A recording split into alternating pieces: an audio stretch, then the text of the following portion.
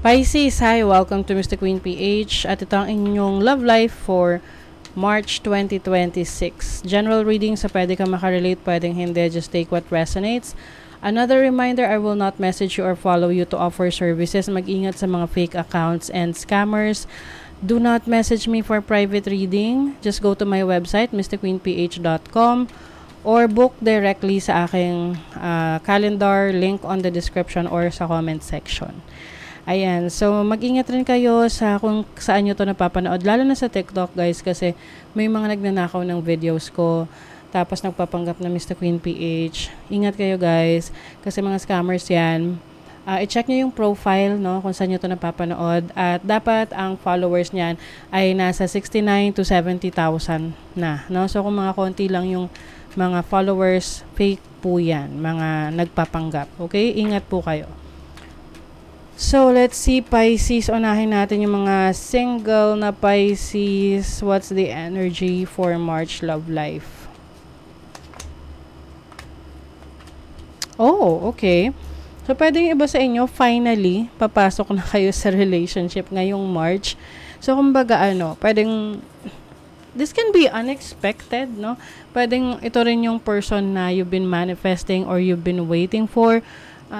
Yung iba sa inyo, nandun kayo sa, pwedeng nasa ligawan stage, or you're trying to get to know this person, pero wala pa kayong commitment. Pero by March 2026, kayo papasok na sa relationship. You may be dealing with a Gemini or a Cancerian or Sagittarius energy, no? So, love is in the air for you, Pisces, ngayong March 2026. Ayan. So, congratulations. Parang mabilis ang pangyayari. Pwede ring whirlwind romance, nakilala mo, tapos nagkaroon ng feelings, and then yes, hindi mo na pinatagal. Okay, para naman sa mga in a relationship ngayon, Pisces, ngayong March 2026, what's the energy?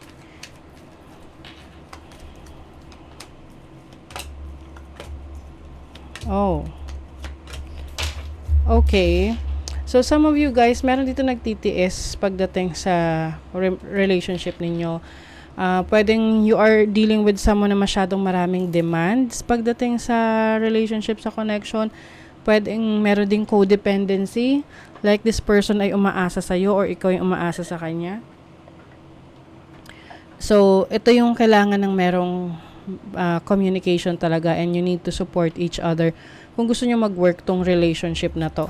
I also see here na there's a possibility of pregnancy, no? So, another, syempre, another responsibility. So, kailangan mas maging prepared kayo. Yeah, okay. So, I think you're really working on towards this relationship na you want to build a stable financial, security or finances ninyo. Gusto niyo mas maging stable because marami kayong gustong gawin sa relationship na to. O, 'di ba? May buntis talaga. Oo. Nagiging seryoso kayo. I think focusing more on financial stability kung kayo ay in a relationship, whether mag-asawa kayo, mag-jowa, ganyan.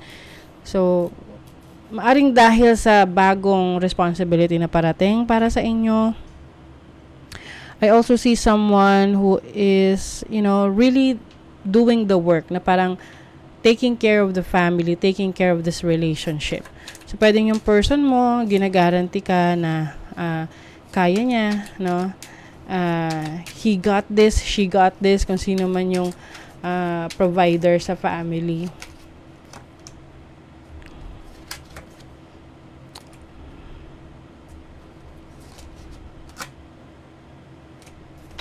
Okay. So, maari kasing merong naging, dito sa connection ninyo, merong naging irresponsible or immature.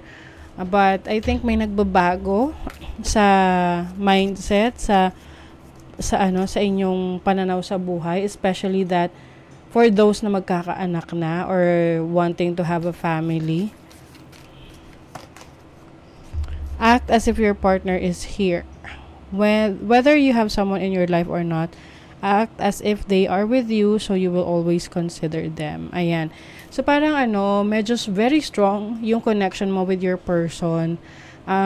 Kung kayo may nagkaroon ng challenges in the past, ngayon you are trying to work things out because mas naiintindihan nyo na kung ano yung pinagdaanan ng bawat isa, ano yung punot dulo ng problema, so that ngayon, you will be able to work things out with your person, especially that meron na kayong mas malaking responsibility. Okay, so that is your reading, Pisces. Thank you so much. See you again.